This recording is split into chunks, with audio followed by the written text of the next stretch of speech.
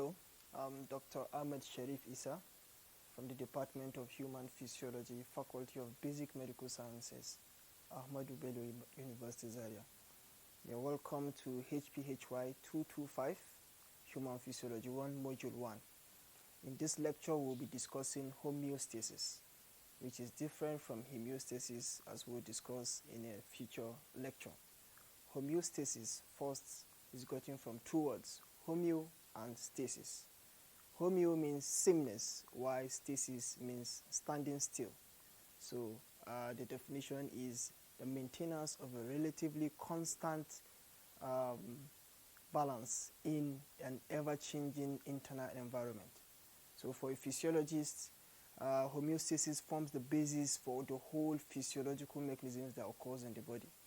Because once the physiology is not maintained, then you begin to have a dysregulation that may be referred to as pathophysiology or a disease state. So any of this mechanism that helps to maintain the balance in the body is referred to as the homeostatic mechanisms. So you have a balance between the internal environment and the external environment. For example, oxygen is needed in the body. You breathe in oxygen and then you breathe out carbon dioxide. The cells require oxygen for them to metabolize food and produce energy for the body. So when there is low oxygen, then the respiratory system delivers this oxygen to the tissues, and the tissues use that to produce energy. And while they are doing that, they produce carbon dioxide, which is expelled or expired out of the body. So you have a balance of having oxygen being delivered to the tissues and carbon dioxide being expelled outside. Another typical example is blood glucose, or the energy we require in the body.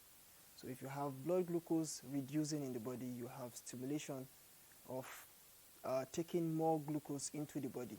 And then once the body requires glucose, you have utilization of this glucose by the tissues. So all the systems in the body try to maintain the normal physiological state.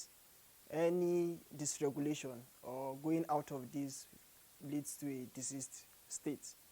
Now you have feedback mechanisms that help in maintaining homeostasis. Generally or basically you have two feedback mechanisms. You have a negative feedback mechanism and then you have a positive feedback mechanism.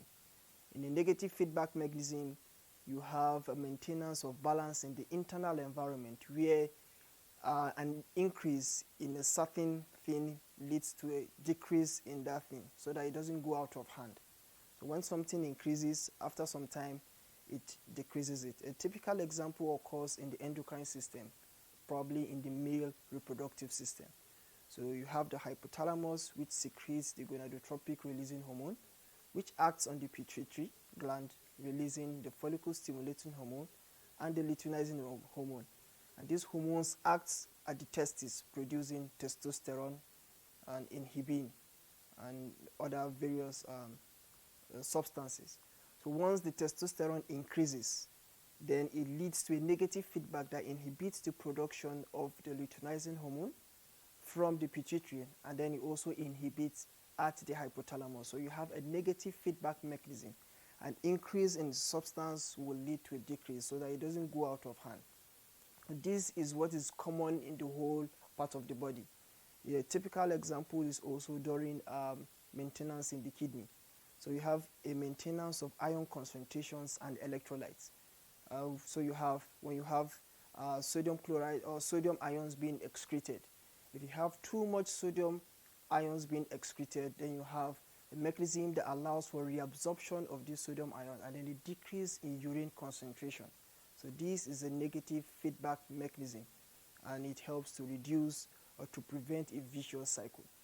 Now in another hand, you have the positive feedback mechanism where you have an increase in the substance leads to a further increase in that substance, and you'll find it in very few areas in physiology. So a typical example of that is when you find it in action potential. In action potential, you have the influx of sodium ions that leads to further influx of sodium ions and then eventually leads to the propagation of action potentials. Another very typical example of the positive feedback mechanism is during childbirth or labor. When you have the child's head touching the cervix, you have stimulation or production of oxytocin. The oxytocin leads to contraction of the uterus, and then further stimulation of the baby's head to the cervix, and then increase. So this leads to a vicious cycle, and then it continues increasing and increasing until finally the baby is expelled from the body. So from this module, we understand that homeostasis forms the basis for physiology, where you have a balance of the internal environment, which is referred to as the internal milieu. So you have this balance that should not be disturbed. Once it is disturbed, you have a pathophysiological state which occurs.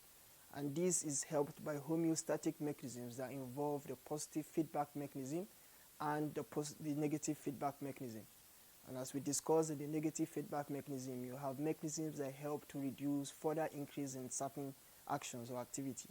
While in the positive feedback mechanism, you have an increase in activity leading to further increase in that activity until its aim is achieved. Thank you very much.